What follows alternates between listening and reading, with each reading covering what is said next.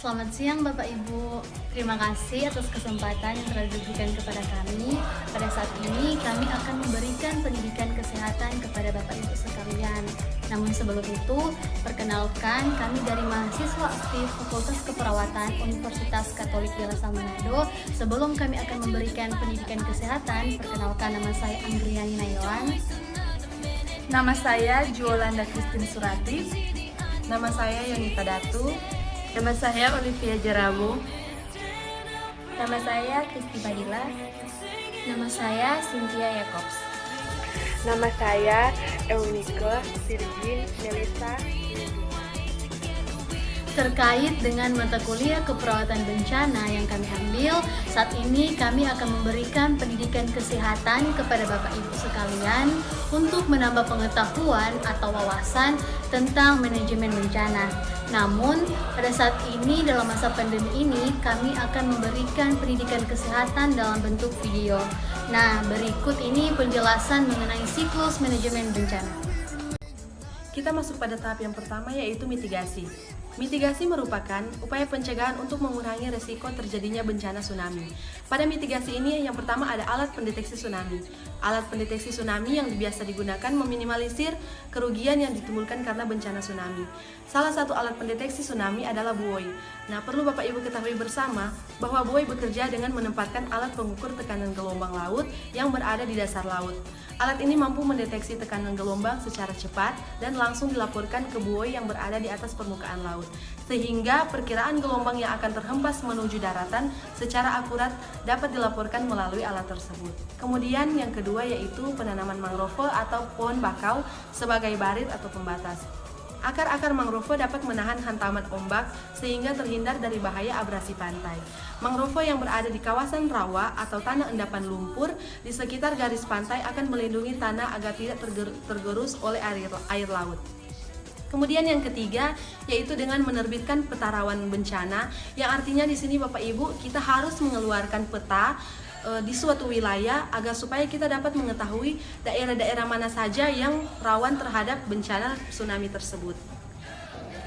Yang keempat, pelatihan penanggulangan bencana tsunami. Artinya, pelatihan ini berupa menerima materi-materi dan juga simulasi.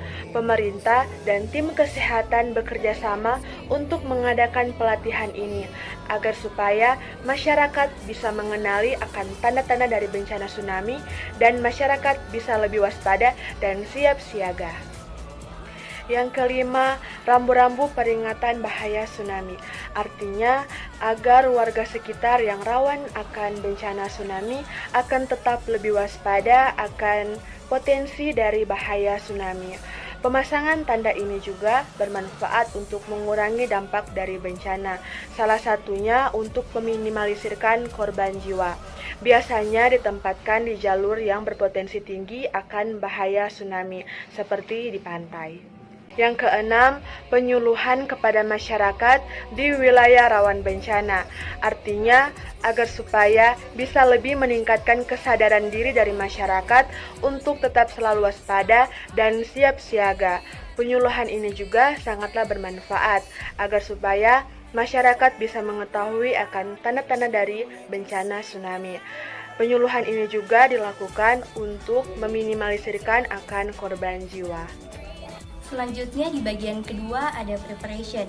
Preparation adalah merencanakan bagaimana menanggapi bencana. Di dalam preparation ini terbagi dalam 6 bagian.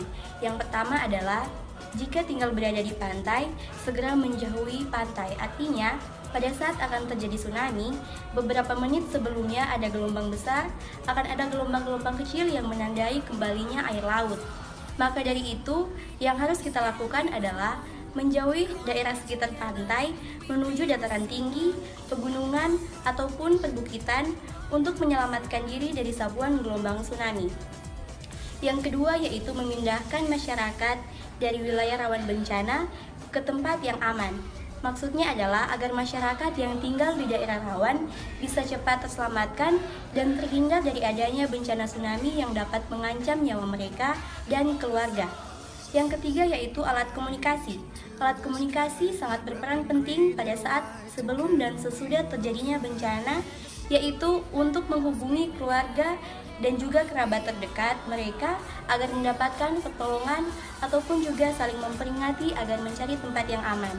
Ketika akan terjadi tsunami, di sisi lain media massa dan media sosial dapat memperkeruh suasana karena pemberitaan visual yang dramatis sehingga mencengkam dan menimbulkan efek ketakutan pada masyarakat, baik yang terkena bencana maupun yang di luar daerah bencana. Maka dari itu, janganlah kita memberi berita yang tidak benar atau hoaks pada saat terjadi bencana, karena akan membuat komunitas yang terdampak bencana tsunami makin bingung dan resah. Keempat, jika terjadi gempa bumi, segera menjauhi pantai. Di mana seperti yang kita tahu bahwa sebelum terjadi tsunami akan ada gempa bumi yang akan diberikan peringatan dini mengenai tsunami. Jika sudah seperti itu, segera menjauhi pantai. Kemudian yang kelima, ada memastikan struktur dan letak rumah. Pastikan struktur rumah ini terbuat dari pondasi yang kokoh dan dinding tembok, serta letak rumah yang tidak berhadapan langsung dengan laut. Kemudian yang keenam, adanya pos-pos siaga bencana. Pos-pos siaga bencana ini berfungsi untuk mempercepat pelayanan dan mempermudah fasilitas jika sewaktu-waktu akan terjadi bencana tsunami. Nah, selanjutnya kita masuk pada bagian yang ketiga, yaitu respons. Nah, di respons ini ada 3 hal yang perlu kita pelajari untuk menghadapi situasi bencana tsunami. Yang pertama, berlari menjauhi pantai. Yang kedua, keluar ruangan untuk menyelamatkan diri. Yang ketiga, lari ke tempat yang aman atau yang lebih tinggi. Nah, yang pertama yaitu berlari menjauhi pantai. Untuk menyelamatkan diri dari bencana tsunami, kita perlu sesegera mungkin untuk berlari menjauhi pantai. Karena untuk mewaspadai terjadinya tanda-tanda kenaikan air laut secara tiba-tiba atau pengeringan air laut. Karena biasanya gelombang tsunami selalu datang lebih dari 1 kali, dan biasanya gelombang tsunami yang selanjutnya lebih besar daripada gelombang sebelumnya. Kemudian yang kedua yaitu keluar ruangan untuk menyelamatkan diri. Nah, jika kita berada di suatu ruangan atau suatu tempat, segera mungkin kita untuk keluar dari ruangan tersebut. Karena biasanya setelah terjadinya tsunami, ada gempa yang bisa saja merusak atau menghancurkan gedung atau ruangan atau infrastruktur yang ada. Kemudian yang ketiga yaitu lari ke tempat yang aman atau yang lebih tinggi. Nah, jika terjadi tsunami, larilah ke tempat yang aman dan tinggi, serta pilihlah tempat perlindungan setinggi 100 kaki atau lebih dari atas permukaan laut atau setidaknya 1 mil ke daratan. Dan biasanya juga ada rute evakuasi sering ditandai oleh gelombang dengan panah ke arah daratan yang lebih tinggi. Selanjutnya kita masuk pada tahap yang keempat atau yang terakhir, yaitu recovery atau pemulihan. Nah, pada tahap yang terakhir ini ada 3 hal yang dapat Bapak Ibu lakukan, yaitu yang pertama, mengecek adanya anggota keluarga yang hilang maupun terluka. Tentunya ketika terjadi tsunami, Bapak Ibu sekalian akan mengalami kepanikan maupun cemas. Dan ketika cemas, pasti Bapak Ibu sekalian akan terpisah dengan anggota keluarga yang lain. Nah, saat tsunami ini reda, maka Bapak Ibu sekalian akan mencari anggota keluarga. Nantinya, saat mencari anggota keluarga yang hilang ini, Bapak Ibu sekalian akan dibantu oleh tim SAR maupun tenaga kesehatan yang ada. Mengapa? Karena hal pertama yang harus dilakukan oleh tenaga kesehatan ketika sudah berada di lokasi tsunami, yaitu membantu dalam proses pencarian serta pertolongan korban. Yang kedua yang dapat Bapak dan Ibu lakukan adalah meminta pertolongan ataupun bantuan dari tenaga kesehatan terkait adanya anggota keluarga yang terluka.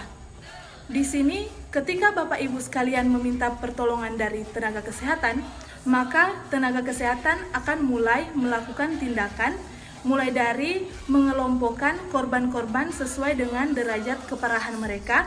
Kemudian tenaga kesehatan ini akan mulai memberikan pertolongan, mulai dari pertolongan pertama sampai pada bantuan hidup dasar. Dan ketika tenaga kesehatan ini tidak dapat melaksanakan tindakan tertentu dalam situasi dan kondisi lokasi tsunami, maka korban-korban tersebut akan ditransport ke rumah sakit terdekat. Selanjutnya, yang ketiga, Yang dapat dilakukan oleh Bapak Ibu sekalian adalah mengambil bagian atau berpartisipasi dalam pembangunan hunian sementara. Nah, tentunya selain Bapak Ibu sekalian terpikir dengan adanya keluarga yang hilang, adanya keluarga yang terluka, Bapak Ibu sekalian juga akan berpikir setelah terjadi bencana ini akan tinggal di mana. Nah, di sini ada peran serta dari pemerintah dalam memberikan bantuan adanya hunian sementara. Namun, ketika pemerintah sudah melaksanakan programnya, tentunya ini tidak terlepas dari kerjasama juga dengan Bapak Ibu sekalian. Misalnya dalam pengambilan informasi terkait hunian tersebut, juga terkait dengan proses pembangunan. Tentunya memerlukan adanya kerjasama agar hunian tersebut dapat terbangun dengan baik. Selain itu, di sini juga diperlukan peran serta dari tenaga kesehatan. Kenapa tenaga kesehatan? Karena di sini tenaga kesehatan berfungsi untuk memberikan dukungan, dorongan, maupun motivasi kepada masyarakat yang ada agar lebih mudah dalam beradaptasi dengan hunian yang baru. Itulah penjelasan tentang siklus manajemen bencana tsunami. Nah, perlu Bapak Ibu ketahui bersama bahwa kami kelompok telah membagikan poster ke beberapa masyarakat, dan ada salah satu masyarakat yang bertanya, dari poster yang telah kami bagikan terdapat 4 tahap atau 4 tahapan siklus manajemen bencana. Dalam 4 tahapan siklus manajemen bencana ini, setiap tahapannya memiliki poin-poin yang sangat penting. Yang menjadi pertanyaannya, apakah semua poin-poin yang ada di siklus manajemen bencana ini harus dijalankan semuanya atau tidak? Nah, itulah pertanyaan dari masyarakat tersebut. Kita akan mendengarkan jawaban dari pertanyaan. Baiklah, saat ini saya akan menjawab pertanyaan yang telah diberikan.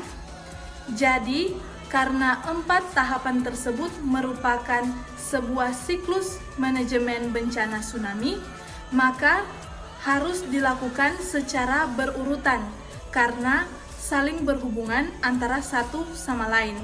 Namun, dalam pelaksanaannya tentunya harus disesuaikan dengan kondisi maupun situasi dari setiap masyarakat yang ada.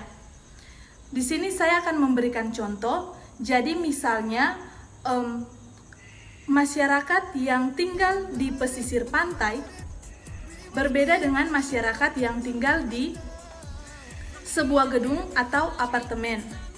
Misalnya dalam tahap mitigasi. Dalam tahap mitigasi, untuk masyarakat yang ada di pesisir pantai atau tinggal di pesisir pantai, mereka sudah lebih mengetahui tentang adanya alat pendeteksi tsunami maupun rambu-rambu peringatan tsunami.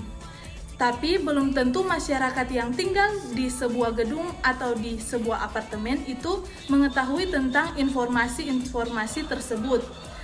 Maka dari itu mereka memerlukan informasi-informasi tersebut, informasi-informasi terkait dengan alat pendeteksi tsunami maupun rambu-rambu peringatan tsunami.